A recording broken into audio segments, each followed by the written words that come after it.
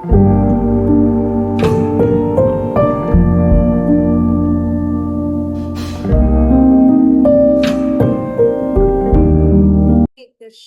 हरे कृष्ण कृष्ण हरे हरे हरे राम राम राम हरे हरे। ये पहला श्लोक पढ़ते हैं। वाचो वेगम मनसः क्रोध वेगम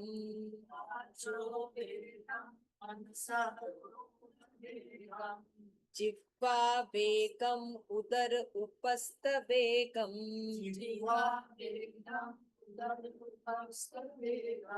एतान वेगान यो विषयेत धीरा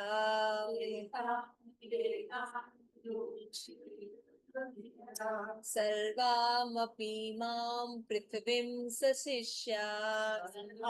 तो पहले श्लोक में बताया गया है कुछ भी करना है तो सबसे पहले इंद्रियां मन कंट्रोल में होना चाहिए।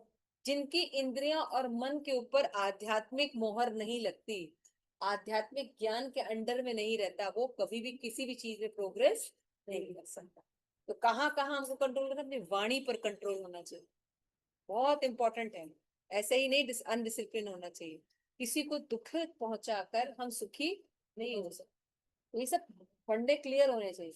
तो वाणी को क्या देखना चाहिए कि हम थोड़ा सा अपने आप को डिसिप्लिन करें, कुछ बोलते हैं 2 मिनट सोच लें तो अपने आप हमारी डिसिप्लिन बन जाती है। दूसरा, मन दिन भर डिमांड करता है ये चाहिए ये चाहिए ये चाहिए ये चाहिए, उसको स्टॉप करना चाहिए। देखो तुमको दिन भर नहीं चाहिए, ये इंपॉर्टेंट है, ये पहले इसको आध्यात्मिक से हमें करना पड़ेगा। दूसरा चीज है हमारी जीभ कंट्रोल होनी चाहिए। जिस जगह जगह चाटते फिरते हैं हम लोग, हर किसी के कर्मा लेते रहते हैं, गंदा खाते हैं फिर बीमार पड़ते हैं, अनहेल्दी खाते हैं बीमार पड़ते हैं। तो जीभ अगर कंट्रोल में रहेगा तो हमारा स्वास्थ्य अच्छा रहेगा। फिर हमारी जनेंद्रियां कंट्रोल में होनी चाहिए, सेक्स ऑर्गन ऑर्गन कंट्रोल में होनी चाहिए, है ना। ब्रह्मचर्य होना चाहिए, मतलब एक पति व्रत होना चाहिए, बहुत इंपॉर्टेंट है। इससे हमारी एनर्जी बचती है। और जब हम इनका पालन नहीं करते तो इम्प्योरिटी हमारे जीवन में आती, दूसरों को देख के गलत विचार आना, ये करना, उनका शोषण करना, तो हम भक्ति या कोई अच्छा काम कर पाएंगे। आप जब किसी लड़का लड़की को देखे इसको कैसे एक्सप्लॉइट करना है, और लड़की लड़के को देखे कैसे एक्सप्लॉइट करना है, तो जीवन में कुछ कर सकते हैं? जीवन आप लोग कुछ कर सकते हैं? नहीं। आधा दिमाग तुम्हें फंसा रहता, और आज देखिए सब प्रॉब्लम कितनी ज्यादा, तो इसको करना चाहिए कंट्रोल। तो जो व्यक्ति इन शरीर की डिमांड को कंट्रोल करता है ना, अगर वेग आता है तो उसको आध्यात्मिकता से कंट्रोल करता है, तो क्या हो जाता है, वो व्यक्ति कोई भी सक्सेस लाइफ में देख सकता है।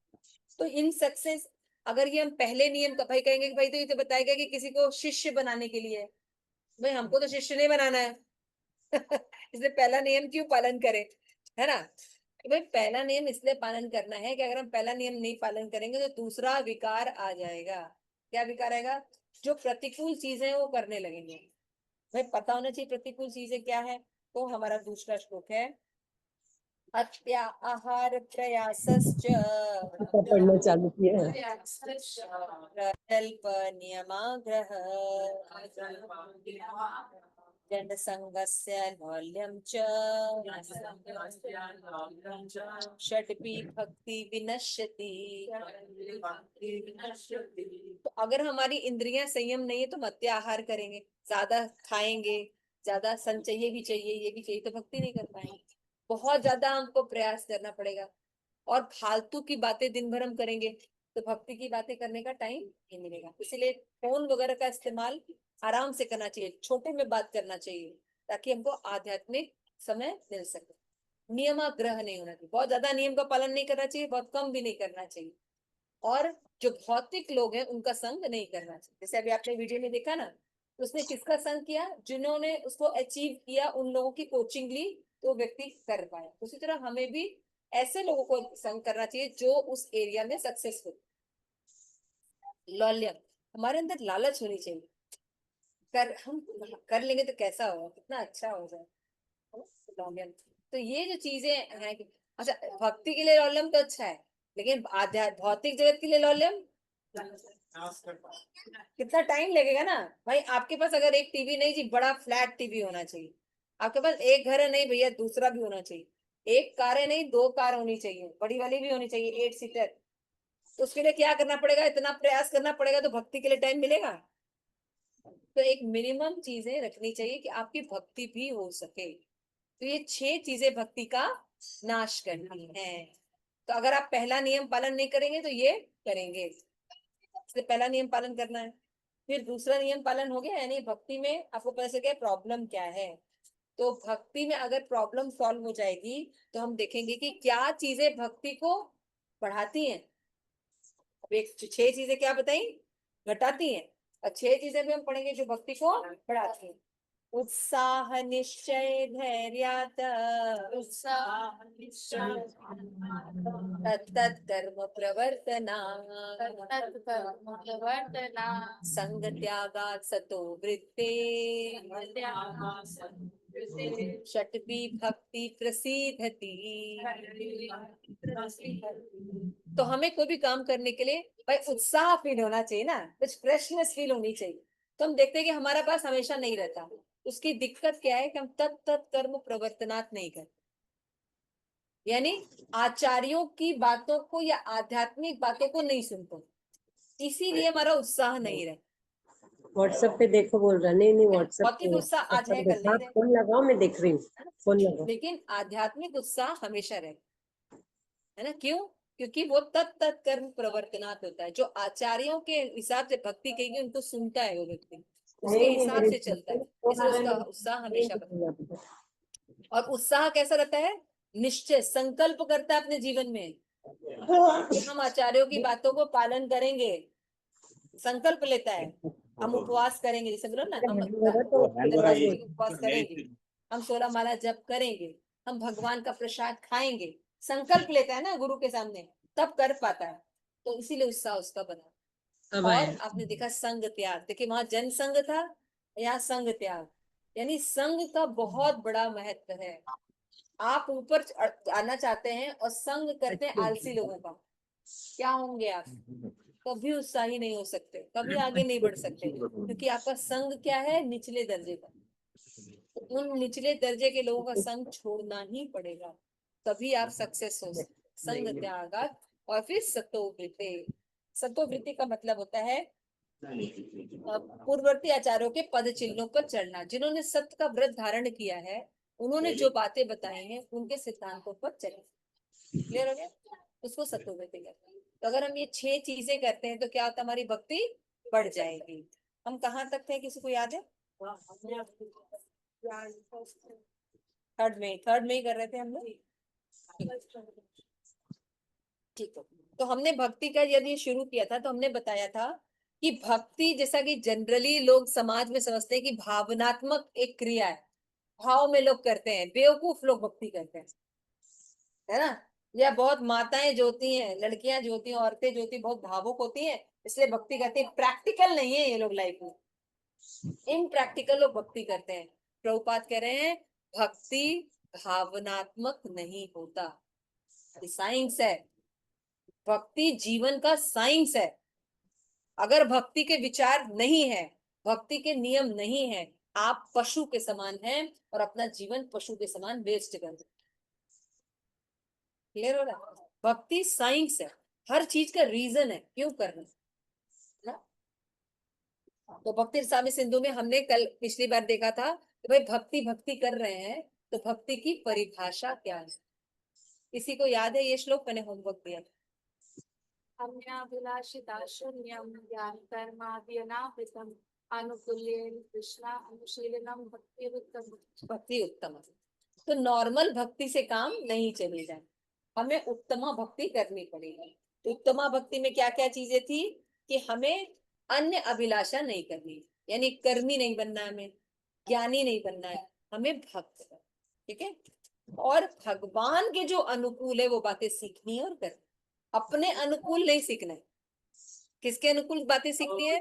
भगवान को क्या अच्छा लगता है वो बातें सीखती है। इसको उत्तमा भक्ति कहते हैं। क्लियर हो गया? सिंपल डेफिनेशन तुम लोग बहुत अच्छे से चर्चा की थी, आप लोग रिवाइज कर लीजिएगा एक बार। और ये श्लोक आप लोगों को याद होना चाहिए, ये एग्जाम अगली बार होगा तभी हम आगे बढ़ेंगे। ये आप लोगों को अगली बार टेस्ट होगा। श्लोका मीनिंग के साथ लिखना है। क्लियर है? विष्णुदा प्रभु जी थोड़ा सा याद करने की कोशिश कीजिएगा। अगर श्लोका नहीं भी याद है तो मीनिंग याद कर लीजिए। क्लियर है? अच्छा, आगे हम देखते हैं। भक्ति एक प्रकार का अनुशीलन है।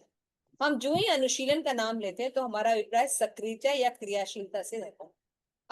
आध्यात्मिकता के अनुशीलन का अर्थ ध्यान के लिए रिकॉर्डिंग नहीं हो रही है।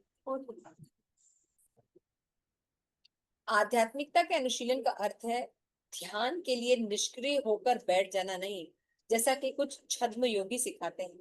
ऐसा निष्क्रिय ध्यान उन लोगों के लिए अच्छा हो सकता है जिन्हें भक्ति सेवा का पता ही नहीं है। इसलिए कभी कभी इसकी संस्कृति व्यवधानात्मक भौतिकतावादी कार्यकलापों को रोकने के लिए की जाती है। ध्यान का अर्थ है कम से कम ध्यान करते समय व्यर्थ के कार्यकलापों को रोक देना। किंतु भक्तिमय सेवा में न केवल ऐसे सभी व्यर्थ सांसारिक कार्यों को रोकते हैं, अपितु मनुष्य को सार्थक कार्यों में लगाते हैं। जैसे प्रहलाद महाराज क्या कहते हैं? श्रवणम कीर्तनम विष्णु स्मरणम पाद सेवनम अर्चनम वर्जनम दास्यम साख्य आत्मनिवेदनम। तो भक्ति 9 प्रकार से की जाती है। भगवान के बारे में सुनना, उनकी कीर्तन करना, स्मरण करना, उनके चरणों की सेवा करना, अर्चा विग्रह की पूजा करना, भगवान को नमस्कार करना, भगवान के दास के रूप में सेवा करना, भगवान के साथ मित्रता का करना और पूर्ण आत्मसमर्पण करना। तो देखिए अभी क्या बताया गया कि भक्ति का मतलब केवल भावना नहीं होती है। भक्ति का मतलब होता है कल्टीवेशन, अनुशीलन करना, यानी जो आचार्यों ने कहा है उन बातों को पालन करना। तो ये एक्शन हुआ कि नॉन एक्शन हुआ? भक्ति क्रिया मतलब क्रियात्मक है कि एक जगह पे बैठने वाली बात? समझ में आ रहा है? ये भावना का विषय नहीं है, भक्ति क्रियात्मक है। समझ में आया? पहली बात ये नोट डाउन करिए, भक्ति अनुशीलन का विषय है। अनुशीलन करना पड़ता है, कल्टीवेशन करना पड़ता है, क्रिया करनी पड़ती है। लेकिन प्रभुपाद कह रहे हैं कि कुछ बेवकूफ लोग क्या बोलते हैं, भक्ति मतलब सब कुछ छोड़ दो, गुफा में चले जाओ, वृंदावन में, बद्रीनाथ में, और वहां गुफा के अंदर बैठ जाओ और ध्यान लगाओ। भगवान गोल गोल है, प्रकाश है, प्रेम है, लगाओ दिमाग। धूप सहो, हाँ, कपड़े मत पहनो, बर्फ में रहो, खाओ मत, पियो मत। समझ में आ गया? तो ये बेवकूफ लोग कहते हैं भक्ति का मतलब गुफा में जाना या सब कुछ एक स्थान पर बैठ जाना नहीं होता। केवल भक्ति का मतलब कुछ क्रिया करना। ठीक है, समझ हो गया? दूसरी बात क्या बता रहे हैं कि लोग क्या सोचते हैं कि भाई भौतिक जगत में कोई दिक्कत है तो क्या करना चाहिए, हमें आध्यात्मिक कोई काम कर लेना चाहिए। ये व्रत कर लिए, ये उपवास कर लिया, ये कावड़िया ले गए, ये नवरात्रे व्रत कर लिए और हमारा व्यवधान दूर हो जाएगा, यही भक्ति है ना? कोई दिक्कत आई भाई, भगवान का भागवतम का ये वाला पाठ करा लो तो ये धन आने लगेगा, नौकरी हो जाएगा, मन्नत आ जाएगी, यही भक्ति। प्रभुपाद करे ये भक्ति नहीं। मन्नत मांगना, भक्ति करना, सकाम कर्म करना, ये भक्ति नहीं होती है। नेक्स्ट चीज बोलते हैं कि सबसे इंपॉर्टेंट चीज ये है कि भक्ति में सेवा न केवल ऐसी व्यर्थ सांसारिक कार्यकलापों को, जैसे भक्ति आप क्या कहते हैं, भक्ति करते हैं, आपको पूरा मत देखो, बुरा मत सुनो, बुरा मत कहो, है ना, किसी को चिपीड़ा मत दो, मुंह पर पट्टी बांध लो, आंख से देखो नहीं, फोड़ लो आंख। हाँ, भक्ति का मतलब यही होता है? नहीं, प्रभुपाद कह रहे हैं भक्ति का मतलब ये नहीं होता कि केवल हमें चीजों से रोकना है। अगर हम कहेंगे तुमको ये नहीं करना, देखो कर देखे गौतम प्रभु, कल से ना आपको बिल्कुल कुछ खाना नहीं है और पानी भी नहीं पीना है और 16 माला सुबह उठ के करना है। कहेंगे भैया ये क्या है, ये कौन सी चीज है, हम तो नहीं कर पाएंगे भाई, खाएंगे नहीं, पिएंगे नहीं, हमको बैठा दे रही है और करे माला करो दिन भर बैठ के। हाँ, ऐसे चलेगा क्या? तो अब क्या कर पाएंगे इसको? प्रैक्टिकल नहीं कर पाएंगे। तो क्यों हमें इंद्रियां को कंट्रोल करना है? वाचो वेगम पढ़ा था हमने, मनसा क्रोध वेगम। तो एक जगह बैठेंगे और जब करेंगे, पानी खाना हमको कुछ नहीं चाहिए, किसी का इंटरेस्ट, पत्नी अरे बाप रे बाप माया है, दूर करो दूर। हाँ, तो यहाँ पे प्रभुपाद कह रहे हैं कि ये जो लोग करते हैं भक्ति में कि नहीं करना, ये नहीं चाहिए, ये नहीं चाहिए, यहाँ से दूर हो जा, ये नहीं करना, वो नहीं करना, ये भक्ति नहीं है। सही कार्यों में लगना, अर्थ प्रवृत्ति करना, तो बुरी हैबिट अपने आप छूट जाती है ना। धन कमाएंगे तो अपने आप बाकी चीजों में आदतें छूट जाएंगी, है ना। तो अर्थ प्रवृत्ति में लगते, भक्ति में क्या कराया जाता है, आपको रोका ही नहीं जाता है बल्कि अच्छे कार्यों में लगाया भी जाता है ना। मैं भगवान के बारे में चर्चा कीजिए। 9 प्रकार की भक्ति होती है, पता होता है। आपसे कोई पूछे भक्ति कैसे करते हैं, ये 9 प्रकार से करते हैं। किसने बताया, प्रहलाद महाराज ने। देखिए, श्रवण करना, सुनना भगवान के बारे में, कथा सुनना, प्रवचन सुनना, कोई आध्यात्मिक चर्चा कर रहा है, रामायण सुनना, प्रमाणिक गुरुओं से सुनना, ये भक्ति है। जैसे अभी आप लोग सुन रहे हैं और हम प्रभुपाद को बता रहे हैं, तो ये क्या है, भक्ति है। आप लोग क्या कर रहे हैं, भक्ति कर रहे हैं। तो भक्ति करने के लिए कैलाश बद्रीनाथ खाली लांघने की और घोड़ा में से जाने की जरूरत नहीं, फिर अपना जीवन कंटिन्यू करो, नहीं। भक्ति का मतलब क्या है, जब आप सुन रहे हैं किसी ऑथराइज व्यक्ति से, तो ये भक्ति है। दूसरा, जब हम सुनते हैं तो उन चीजों को याद, देखिए हमने क्लास में ना कितनी सुंदर बात पढ़ी, है ना। देखो भगवान कैसे जीव की रक्षा करते हैं, है ना। अभी एक क्लास में हमने सीखा कि कैसे हमको छोटे छोटे अपनी उपलब्धियों को याद रखना चाहिए। पढ़ा ना आपने भी क्लास में, हमें छोटी छोटी उपलब्धियों को याद रखना चाहिए। जो टफ टाइम आता है तो उन हमने किया था ऐसा, हम कर पाए थे, ये चीज देखो, हम कर पाए, किसी की मदद की थी हमने, है ना। तो यानी हम अभी भी कुछ कर सकते हैं, समझ में आया ना। तो इसका मतलब क्या है, स्मरण करना, जो कथाओं में सुना उसको भगवान के बारे में स्मरण करना। जब भगवान की याद आती है तो ये भी भक्ति है। देखिए कितना सुंदर है भक्ति की डेफिनेशन, भगवान को याद करना, है ना। भगवान के बारे में श्रवण करना और भगवान की कीर्ति का गान करना। जैसे हरे कृष्ण, जब आप ये चैंटिंग कर रहे हैं आप भक्ति कर रहे हैं, हरे कृष्णा कृष्णा कृष्णा हरे हरे, हरे राम राम राम हरे। तो यानी आपको पता होना चाहिए क्या कि रूटीन में जब हम काम करते हैं तो भूल जाते हैं कि हम लोग क्या कर रहे हैं। हमको लगता है हम कुछ स्पेसिफिक नहीं कर रहे हैं। जैसे अक्सर हम लोगों को लगता है जैसे दिवाली आती है तो हम लोग कहते हैं क्या करें, क्योंकि हम लोग सारा तो काम कर रहे होते हैं जो कर्मी लोग कर रहे होते हैं, घर साफ करना, भगवान को भोग लगाना, माला जप करना, भगवान के लिए सामान लेके आना, तो ये तो हमारे रोज के काम है। तो हम लोग को कुछ अलग सा नहीं लगता, तो फ्रस्ट्रेट होने लगते हैं, नहीं हम लोग कुछ नहीं करते हैं, है ना। तो आपको याद आना चाहिए कि जो हमने माला जप किया ना, ये भक्ति थी, है ना। भगवान के मायने में भी कथा सुनी ना, ये भक्ति थी। हमें जो भगवान को देख रहे हैं, याद कर रहे हैं, भगवान की लीला याद कर रहे हैं, ये भक्ति है, ठीक है। फिर इसके बाद क्या बता रहे हैं, भगवान के चरणों की सेवा कर, है ना, भगवान का पाद सेवन कर, भगवान के चरणों को धोना करना, है ना, विग्रह के लिए करना, है ना। और पाद सेवन में आता है अपने पैरों से तीर्थ यात्रा करना, ये पाद सेवन। जब हम तीर्थ पर जाते हैं तो कहाँ जाते हैं, हाथों से, पैर से जाते हैं, तो पैरों को तीर्थ स्थान में लेके जाना, ये क्या है, पाद सेवन। ये भी भगवान की अर्चना करना, आरती करना। देखिए लोग कहते हैं कि क्या, कहाँ लिखा है आरती करने के लिए, कहाँ भगवान बोलते हैं, लिखा है, ये पढ़िए श्लोक, भागवतम का श्लोक है, प्रहलाद महाराज बोल रहे हैं, अर्चनम, भगवान की आरती और अगरबत्ती दिखाना, ये भक्ति है। जब प्रेम होगा तब ना आरती दिखाओगे। कोई द्वार पर आता है, उसकी आरती कब उतारते हैं, तो उससे बहुत प्रेम होता है। हर किसी की आरती उतारते हो क्या, नहीं उतारते ना। तो भगवान से जब प्रेम होगा तभी तो रोज आरती उतारेंगे, एक दिन में लोग 3-3 बार करते हैं, है ना। तो अर्चना, उसके बाद क्या बता रहे हैं, वंदनम, कि भगवान की नमस्कार करना, उनकी पूजा करना, है ना, उनकी कोई वंदना स्तुति गाना, ये सब क्या है, ये भी भक्ति है, ये भी भक्ति है, ठीक है। उसके बाद क्या है, दास के रूप में भगवान की सेवा करना, जैसे हनुमान जी थे, है ना, जैसे अर्जुन थे, दास की तरह भगवान की सेवा करते, ये भी भक्ति होती है। और भगवान को अपना फ्रेंड मानना, ये भी क्या है, भक्ति है।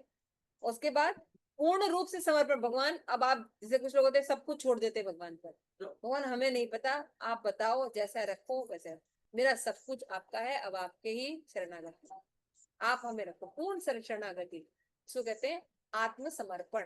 यानी अब आपकी इच्छा मेरी इच्छा है, आत्मसमर्पण का ये शॉर्ट में मतलब होता है। क्या क्या मतलब होता है आत्मसमर्पण का? अब आपकी इच्छा मेरी इच्छा। तो ये जो 9 प्रकार की चीजें होती है इसको नवधा भक्ति कहते हैं। क्या कहते हैं? आपसे कोई पूछे भक्ति कैसे करते हैं तो ये 9 प्रकार बता दी। और भक्ति क्या है उसकी डेफिनेशन मैंने बता दी। अन्य अभिलाषिता शून्य, है ना। एटलीस्ट श्लोक नहीं याद है तो मीनिंग याद रख। क्लियर हो गया? आगे चलो। तो पहली बात हमने क्या सुनी इसमें, प्रसिद्धति वाले बात में, कि भक्ति भावनात्मक क्रिया नहीं। दूसरा, भक्ति में केवल रोकते नहीं है, भक्ति में अर्थ में प्रवृत्त करते हैं। ये दूसरी बात सीखी कि भक्ति क्रियात्मक है। अकेले बैठ के गुफा में भक्ति नहीं करते, उसको भक्ति नहीं कहते। और फिर हमने देखा 9 प्रकार से हमारे आचार्य करते हैं भक्ति। तो ये सब एक्शन हुआ ना। न भगवान को नमस्कार, लोग कहते क्यों कहाँ लिखा नमस्कार करो? 2 श्लोक भगवत गीता में भगवान ने बोला मुझे नमस्कार करो, मेरी पूजा करो। जब पता होगा तब तो बोलेंगे, आप नहीं तो समझा नहीं पाएंगे, ना कुछ समझ पाएंगे, है ना। तो ये 9 प्रकार की भक्ति होती है। किसने बताया इसको? किसने बताया इसको? प्रहलाद महाराज। याद है ना? नरसिंह देव भगवान की जय। भक्त शिरोमणि प्रहलाद महाराज की। सिंपल समझ में आ रही है बात? देखिए एकदम याद रखिए, ये सब चीज टिप पर होनी चाहिए, नहीं किताब खोलेंगे तब आए। आगे बता रहे हैं, दिव्य ज्ञान प्राप्त करने की दिशा में श्रवणम यदि सुनना प्रथम कदम है। देखिए क्या आप भक्ति कर रहे हैं, इसका पहला कदम क्या है? आप सुनने को तैयार होते हैं भगवान के बारे में। आप लेक्चर सुनते, देखिए आप सब अगर सिंसियर लेते, इतना दूर से कहाँ से आप लोग देखिए संडे के दिन आए, हाँ अपना 1 घंटा सुन रहे हैं, बैठे हैं, तो सब काम खुलते। तो भक्ति ये क्या है? पहला कदम है भक्ति में, सुनने को तैयार होना। मनुष्य को चाहिए तो सुनना, मतलब किसी से भी सुनना। हाँ भाई, ये बाबा जी बहुत फेमस है ना। उनके 5,000 फॉलोवर हैं, 10,000। तो ये बहुत फेमस है, इनको सुने क्या बोलते हैं। झटझट झटझट संस्कृत के श्लोक बोलते हैं, है ना। और ठुमक वाले डांस करते हैं बिल्कुल। हम लोग तो खूब नाचते हैं, कितना मजा आता है। ऐसे बाबा, ऐसे बाबाओं से सुनना है। आदित्य चल प्रभु, ऐसे बाबाओं से सुनना है। ऐसे बाबाओं से फेमस यूट्यूबर नहीं, प्रभुपद लिख रहे हैं जो अधिकारी हैं, अधिकारी हैं। तो आपसे पूछा जाएगा भाई अधिकारी कौन है, तो क्या जवाब देंगे? जो परंपरा से ज्ञान, जो परंपरा। आपको कैसे पता दे रहा है वो व्यक्ति परंपरा में कौन है? क्या है परंपरा? नहीं 4 नियम लिखिए। परंपरा जो होते हैं, देश में दुनिया में पूरी भक्ति होती है, इसमें 4 परंपरा होती है। पूरे जो भारत में वेद में जो परंपरा जिसको कहते हैं वो 4 प्रकार की होती है। 4, हाँ 4 परंपरा संप्रदाय है। सबसे पहला है श्री संप्रदाय। ये साउथ में सेवा होती है, लोग वैष्णव तिलक के बीच में लाल रंग का तिलक लगाते हैं। श्री संप्रदाय क्या संप्रदाय है? ये कहाँ से है? भगवान ने लक्ष्मी जी को ज्ञान दिया तो उनकी परंपरा है। ये ऑथराइज्ड परंपरा है, यानी यहाँ के अगर आपके गुरु हैं तो आप सही है। समझ में आ गया? यानी गुरु के बारे में भी इंक्वायरी करनी है कि गुरु कौन है हमारा। श्री संप्रदाय का अगर है तो व्यक्ति ऑथराइज्ड है। दूसरा रुद्र संप्रदाय। रुद्र संप्रदाय ये तो पता है ना। लिख रही है ललिता? पेन नहीं है? श्यामा प्रेसी, माता जी को पेन दे दो बेटा। हाँ, रुद्र संप्रदाय पहला क्या था? श्री संप्रदाय। दूसरा रुद्र, भगवान ने शिव जी को ज्ञान दिया था, उससे ये रुद्र संप्रदाय। ये पार्ट ऑफ इंडिया में मुझे अभी याद नहीं आता, शायद देखना पड़ेगा, क्योंकि वैसे बोल देंगे तो ठीक नहीं है, इतना भी मेमोरी में नहीं है। रुद्र संप्रदाय। तीसरा है ब्रह्म संप्रदाय। ब्रह्म संप्रदाय, इसमें हम लोग आते हैं। ब्रह्म, हाँ इसका ब्रह्म संप्रदाय, ब्रह्म मध्य गौड़िया ब्रह्मा लिखे, ब्रह्म संप्रदाय। भगवान ने ब्रह्मा को ज्ञान दिया, उससे संप्रदाय है, उसमें हम लोग आते हैं। वैष्णव इस्कॉन के लोग जो आते हैं ये ब्रह्मा वाले ज्ञान में आते हैं। आपने भगवत गीता में देखा ना, ऊपर वो लिखा है परंपरा, भगवान ने ब्रह्मा को नॉलेज दिया, ब्रह्मा ने नारद को दिया, नारद ने व्यास दिया, करते करते वो नॉलेज प्रभुपाद तक आया। वो पढ़ लीजिएगा। तो हमारी कौन सी संप्रदाय है? ब्रह्म संप्रदाय। क्लियर हो गया? तो हमने पहला क्या पढ़ा? श्री संप्रदाय। हाँ, श्री संप्रदाय, रुद्र संप्रदाय, ब्रह्म संप्रदाय। और चौथा कौन सा संप्रदाय? चार कुमार। हाँ, ब्रह्मा के ये चार पुत्र थे जो कि हमेशा आरती बनते माता जी, बनते आप रहते अपने हैं। आप को म्यूट कर लेंगे, बहुत आवाज आ रही है बनते। प्लीज। तो यार मेरा आवाज बंद हो गया ना, तो चार कोई का प्रकार फोन के आया जो तो संप्रदाय है, आरती माता जी फोन प्लीज भी आवाज कट अपना गए, म्यूट कोई नंबर ही चार आता है कुमार मेरे को के। कई बार वो। चार कुमार के नाम क्या क्या है? सनत, मैं कैसे जाऊँ उसमें सनातन, वापस सनत बैक टू और सनत मीटिंग? कुमार।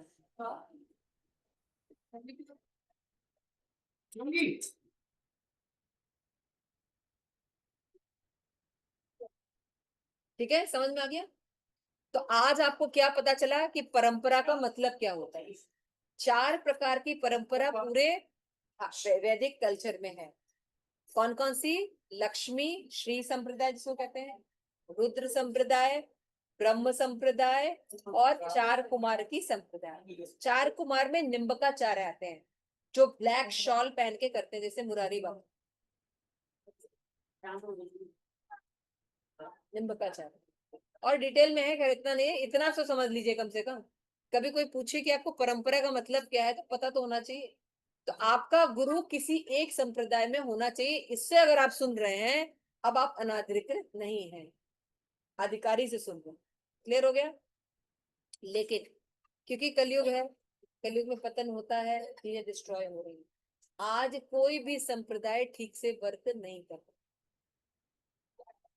केवल और केवल इस्कॉन में जो श्री प्रभुपाद की बुक है, ये एसेंस है और ये अधिकारी रूप में एक्सेप्ट की गई है, पूरे विश्व में एक्सेप्ट की गई।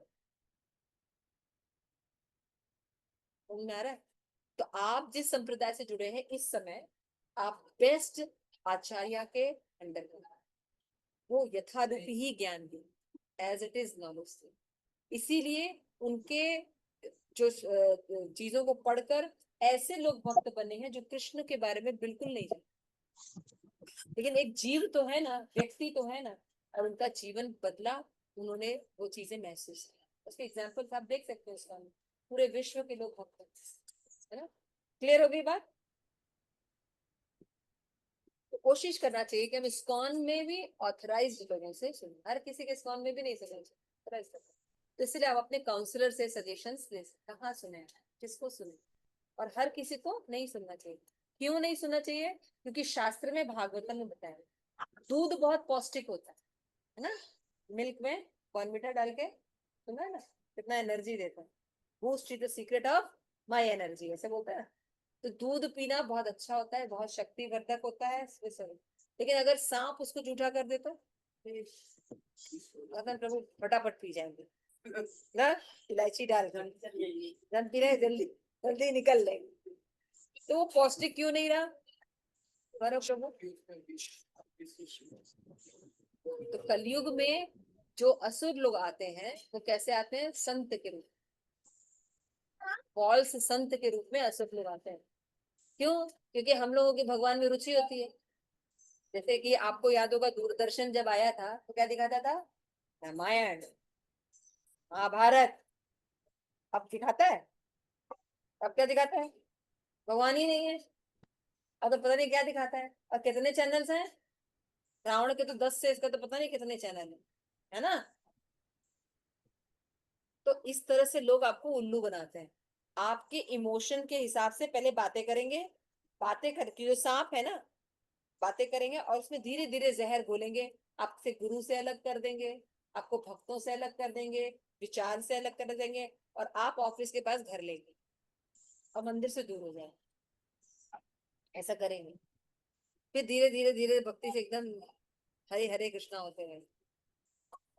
ये सब ध्यान रखना चाहिए, दिस वेरी इंपॉर्टेंट, कि हम अगर गलत लोगों के श्रवण कर रहे हैं, संग कर रहे हैं, उसका नतीजा ये है। भक्त हमेशा वार्न करते हैं, डोंट डू दिस, मत करो ऐसा, ऐसा करो, थोड़ी सी मुसीबत है लेकिन ऐसा करो, भक्ति से जुड़े रहो। आओ क्लास में आओ, संग करो, बहुत जरूरी है, इससे बूस्ट एनर्जी मिलती है। नहीं तो दुनिया में आप 9 डेज 8 डेज वो भी संग कर रहे हैं, क्या कर रहे हैं, कर्मियों के साथ कर रहे हैं ना। कहाँ भक्त है आप मुझे बताइए, है वक्त मिलता है आपको?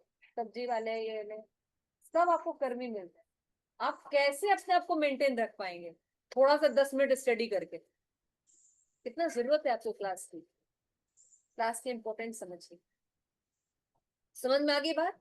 प्रभुपाद क्या कह रहे हैं, हमें सुनना है, लेकिन किससे सुनना है? अधिकारी से। और अधिकारी से हम नहीं सुन रहे हैं तो हमारा कोई रिजल्ट आने वाला है? देखिए मैं नहीं बोल रही हूँ, ये मत बोलेगा कि माता जी अपनी क्लास की पब्लिसिटी करने के लिए बोल रही है। ये यहाँ लिखा हुआ है, पढ़ सकते हैं, आपके सबके पास बुक। और फिर श्रील प्रभुपाद बताते हैं कि अगर हम योग्य व्यक्ति के पास जाएं, जैसा कि भगवत गीता में भी भगवान ने कहा, ऐसा नहीं कि प्रभुपाद देखिए ये बात बोले फिर ये बता रहे हैं कि शास्त्र में ऐसा लिखा है, अभी मैंने आपको बोला ना एज इट इज नॉलेज दे रहे हैं। तो श्लोका नंबर 4.34 है। भगवान कहते हैं तद विधि प्रणिपाते न परिप्रश्नेन सेवया उपदेशयन्ति ते ज्ञानम ज्ञानिना तत्तदर्शिना। गुरु के पास जाकर सत्य के बारे में सीखो। अगर आपको भगवान के बारे में कुछ सीखना है तो किसके पास जाओ? गुरु के बारे में। गुरु के पास कैसे जाना चाहिए पहले ये बताया गया, विनीत भाव से, हम्बल हम्बल होना चाहिए। चैलेंज नहीं है, दिखाओ भगवान तभी मानेंगे। दिखा सकते हो? हम नहीं मानते भगवान, तो जाओ अपने रास्ते। विनम्र होना चाहिए, विनम्र होना चाहिए, विनम्र भाव से हमें जाना चाहिए भगवान के पास। और दूसरी क्या करना चाहिए, वहां जाके हमें जिज्ञासा करनी चाहिए। ये नहीं कि मनी हम कैसे डबल कर लेंगे, जिज्ञासा होनी चाहिए। जीवन है मेरा, जीवन में क्या करें, माला को कैसे अपनाएं, पढ़ने को कैसे करें, भक्ति में कैसे करें, इसके बारे में जिज्ञासा करनी चाहिए। और वो गुरु कैसा होना चाहिए? तत्वदर्शिना, जिन्होंने भगवान को तत्व का देख सकते हैं और आपको दिखा सकते हैं। जैसे हम सूर्य को देख सकते हैं ना आप सब, और दूसरों को भी दिखा सकते हैं, भैया देखो इसको कहते हैं सूरज, है ना। उतनी आसानी से वो परम सत्य को खुद देखते हैं और आपको भी दिखा सकते हैं, इतनी हिम्मत करते हैं। ऐसे तत्व ज्ञानियों से सुनना चाहिए। क्लियर हो गया? तो शास्त्र में भी ये बात कहा गया है। तो भगवत गीता को आप लोग कह सकते हैं कि प्रभुपाद के परपोर्ट्स हैं, तो ठीक है, प्रभुपाद कहते हैं मुंडक उपनिषद सुन लो, वो तो मैंने नहीं लिखा। तो मुंडक मुंडक स्थित मुंडक एक उपनिषद है, उसमें बताया गया है तद विधि ज्ञानार्थम सह गुरु मेवा भी गच्छते। अगर हमें दिव्य ज्ञान चाहिए तो हमें किसके पास जाना चाहिए? प्रमाणिक गुरु के पास जाकर जिज्ञासा करनी चाहिए, सीखना चाहिए। उसमें बताया, लेकिन हम इसका पालन भारतीय नहीं कर रहे। आज आपको क्या लगता है भारतीय पालन कर रहे हैं माता जी? किसी से भी हम यूट्यूब पे सुन रहे हैं ना, देखो किसी को भी देखो आजकल कोई भी बाबा के चक्कर में पड़ जाता है, ये विभूति ले लो, ये भूभीति भूभीति ले लो, ये विभूति से सब कुछ सिखा रहे, वो बाबा विभूति देते हैं उसे एकदम रोग कई जन्मों का ठीक हो जाता है ना, ऐसा सुनते हैं ना आप भी। तो आजकल ज्यादातर लोग किसके पास जा रहे हैं? ऐसे लोगों के पास जा रहे हैं। सोचिए कितना अंतर है। कौन इतना बोलता है, कहीं नहीं सुनेंगे आप ये सब लोग। तो प्रभुपाद बोलते हैं, फिर आगे बोलते हैं इस प्रकार विनीत भाव से दिव्य हुई रस को प्राप्त करके ये विधि मानसिक चिंतन पर आधारित नहीं है। वो जो आपको विधि बताते हैं वो अपना मन से सोचा हुआ नहीं बताते हैं, वो शास्त्र के हिसाब से भगवान ने बताया है, भैया ये प्रॉब्लम है, ऐसा सोल्यूशन है। क्योंकि उन्होंने क्रिएशन किया है, भगवान ने क्रिएशन किया है ना, तो भगवान बता सकते हैं ना कि ये बंधन है, ये मुक्ति का द्वार है, हम तो नहीं कर सकते। और फिर और एक और आचार्य को बता रहे हैं, वो है हमारे तो रूप गोस्वामी। और किसको फॉलो करते हैं? स्वयं कृष्ण को, चैतन्य महाप्रभु को। उनका भी कोड बता रहे हैं। क्या कोड बताते हैं? ब्रह्मांड भ्रमिते कौन भाग्यवान जी, गुरु कृष्ण प्रसादे पाए भक्ति लता। आप सब जो दीक्षित भक्त हैं स्पेशली याद रखना चाहिए, आप लोग कोई साधारण लोग नहीं है। पूरे ब्रह्मांड में आप भाग्यवान थे कि आप एक प्रमाणिक गुरु से शिक्षित हो। और किस प्रमाणिक गुरु से शिक्षित हुए ये भी हमको होता है, आप हिज होलीनेस लोकनाथ महाराज से शिक्षित हुए। What is speciality about Loknath Maharaj? वो एक इंडियन संस्कृति को, मेंटालिटी को बिलोंग करते हैं, बचपन से भक्त हैं और शुद्ध। स्पॉन में आके 4 नियम का पालन नहीं कर रहे हैं, बचपन से ब्राह्मण परिवार को थे। प्रभु महाराज एक दिन कहते हैं, मैंने कभी अपने जीवन में कोई अपवित्र विचार भी नहीं किया। कितनी बड़ी स्टेटमेंट है ये सब। मैंने अपने जीवन में कभी कोई अपवित्र विचार नहीं किया। तो आप लोग उसके डिसाइपल हैं, तो आपको कितने भाग्यवान है आप लोग, ये पता होना चाहिए। अभी आप लोग जो लेने भी जा रहे हैं दीक्षा, पता होना चाहिए किस गुरु के पास आप जा रहे हैं। फॉरेन बॉडी नहीं है, ये करते थे ये करते थे ये करते थे, फिर छोड़ के बने, फिर प्रैक्टिस करते थे, अफीम गाजा लड़की बाजी करते, कुछ कभी जीवन में कुछ नहीं थे।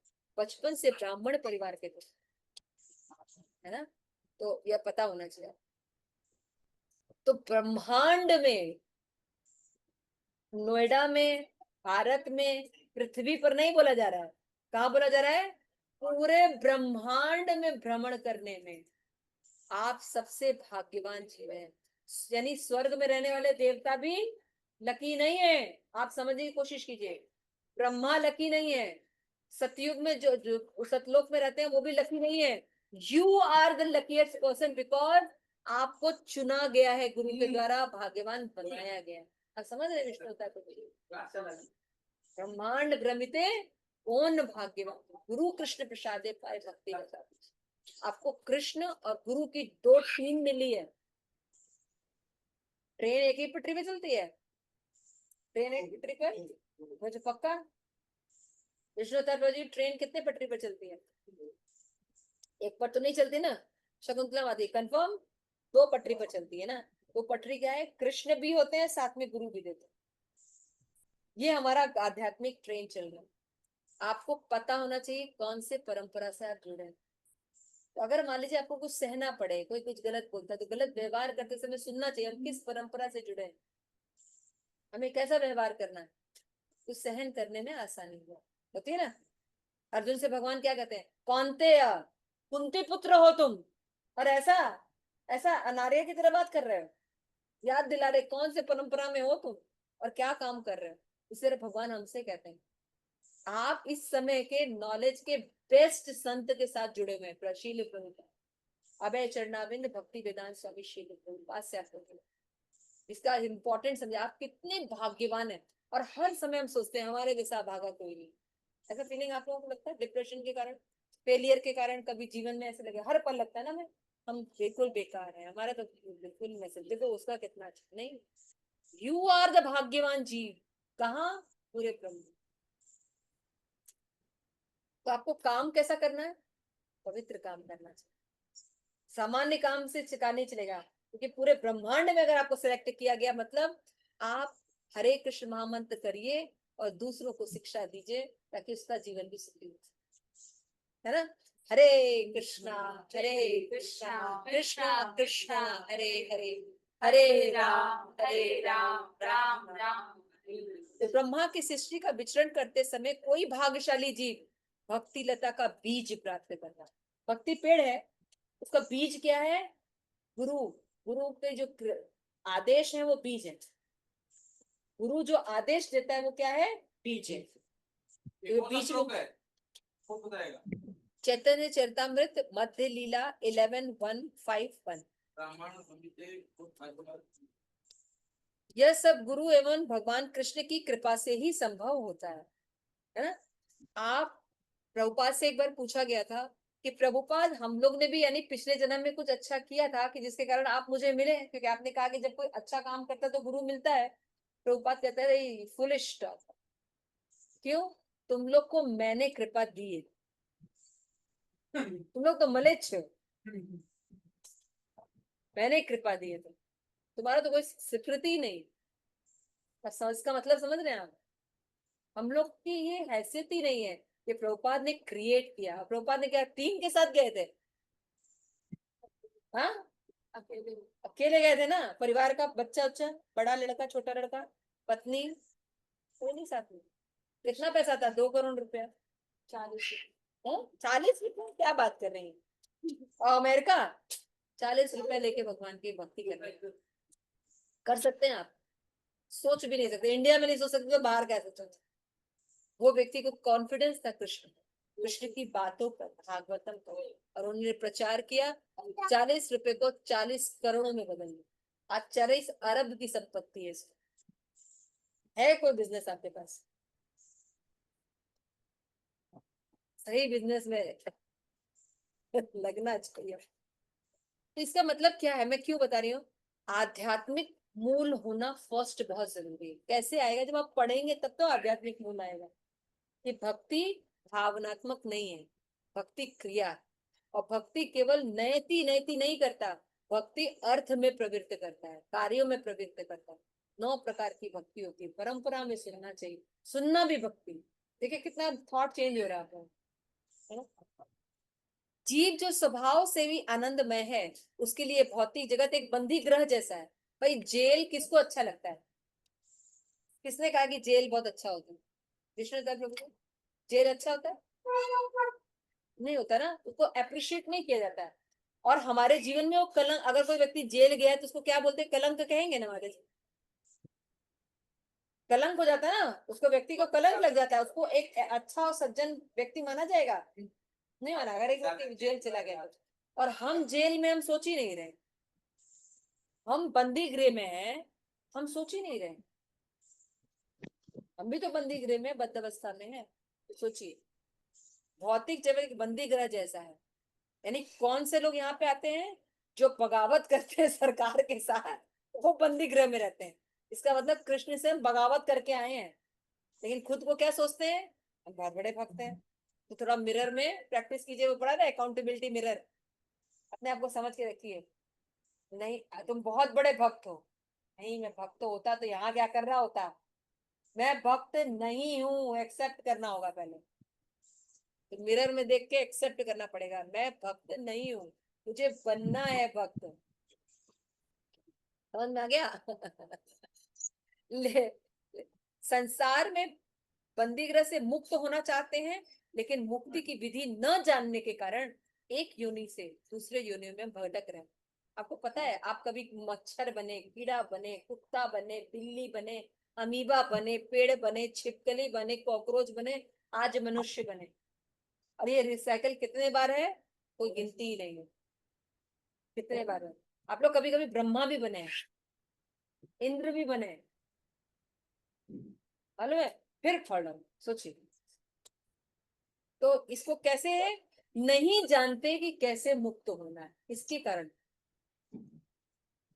है ना? हम नहीं जानते मुक्त कैसे होना है, इसीलिए हम बार बार नीचे आ रहे हैं, बार बार आ रहे हैं दुख में, है ना? तो मुक्त होने की कला सीखनी चाहिए। प्रभुपाद कह रहे हैं, मुक्ति की विधि न जानने के कारण वे योनि में भटक रहे हैं, और एक ग्रह से दूसरे ग्रह में देहांतरण हो रहा है। केवल पृथ्वी पे ही देहांतरण नहीं हो रहा है, ग्रहों में भी जा रहे हैं आप। इस प्रकार जीव समग्र भौतिक जगत में भ्रमण करता रहता है। जब सौभाग्य से किसी शुद्ध भक्त के संसर्ग में आता है और धैर्य पूर्वक उसे सुनता है, तो भक्ति पथ का अनुसरण करने लगता है। ऐसा सुअवसर केवल निष्ठावान व्यक्ति को प्रदान किया जाता है। किस व्यक्ति को भक्ति मिलती है? क्या क्वालिफिकेशन है? दिखना चाहिए आपको।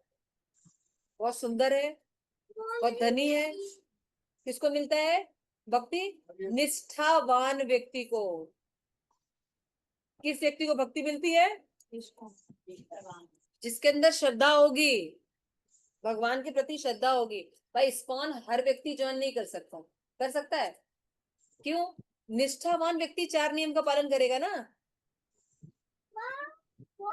निष्ठावान व्यक्ति 16 माला का जप करेगा ना। बाकी जगह तो नियम ही नहीं है, कहीं है नियम? कहीं नियम नहीं है, बस आ जाइए, घुस जाइए, दीक्षा ले लीजिए। इस्कॉन में कम लोग आते हैं ना, क्यों? 4 नियम हर कोई पालन कर लेगा सर्वोत्तम? नहीं कर सकता। जो निष्ठावानों का वही है। तो भक्ति के लिए क्वालिफिकेशन क्या है? निष्ठा होनी चाहिए। हाँ एंजॉय करो, हाँ ध्यान। उनसे पूछना चाहिए तुम कितना एंजॉय कर रहे हो बेटा? देखा बहुत एंजॉय कर रहे हैं। क्या कर रहे हो? जाते हैं बार में अच्छे से, फिर क्या करते हैं? लुढ़क के पड़े रहते हैं, उल्टी करते रहते हैं। बहुत एंजॉय कर रहे हैं। लिवर की बीमारी हाँ। मर जाते हैं।